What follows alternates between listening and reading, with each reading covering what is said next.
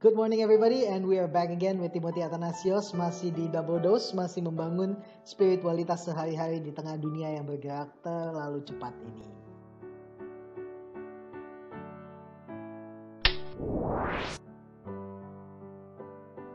Halo lagi, dan hari ini pada tanggal 29 Mei saya mengajak kita semua untuk merenungkan satu hal yang saya beri judul Memandang kepada Kristus. Dan ayat firman Tuhan saya ambil dari 1 Petrus yang kedua, ayat yang kelima. Demikianlah bunyi firman Tuhan. Dan biarlah kamu juga dipergunakan sebagai batu hidup untuk pembangunan satu rumah rohani, bagi satu imamat kudus, dan untuk mempersembahkan persembahan rohani yang karena Yesus Kristus berkenan kepada Allah. Nah, ketika kita membaca ayat di atas, kita mendapatkan kesan bahwa Rasul Petrus adalah seseorang yang sangat rohani. Hal itu dibuktikan dalam tulisannya tentang 3 hal ini: spiritual house, holy priesthood, and spiritual sacrifice.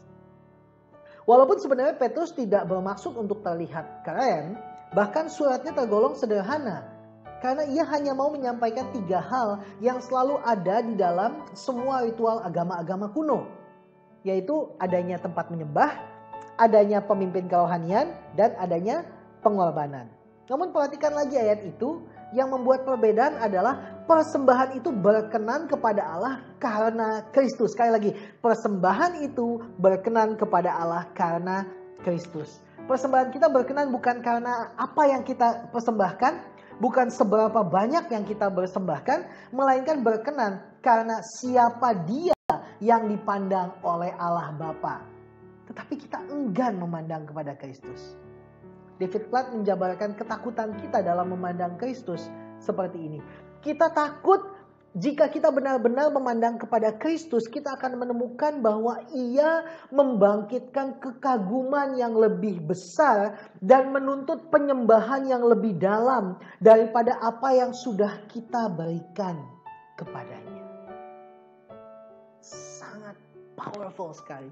Kita takut karena Kristus ternyata membangkitkan kekaguman kita yang lebih besar dan menuntut penyembahan yang lebih dalam. Kita nggak ready untuk masuk ke dalam zona itu. Kita hanya ingin mempersembahkan hidup kita dengan cara kita. But listen guys, kalau kita mempersembahkan dengan cara kita, Allah memandang kita dan persembahan kita, it's not good enough. It's never going to be good enough. Tapi kalau kita mempersembahkannya dengan memandang pada Kristus, Tuhan menerima persembahan kita juga karena Allah Bapa memandang kepada Kristus. Allah memandang kita karena Kristus, karena itu marilah kita juga memandang kepada Kristus waktu memberikan hidup kita padanya.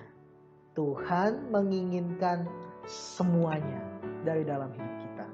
Mari hari ini kita persembahkan hidup kita seutuhnya kepada Kristus yang memberikan dirinya sepenuhnya untuk kita. I pray for you guys. Amrih mulio dalam Gusti. Tuhan Yesus memberkati.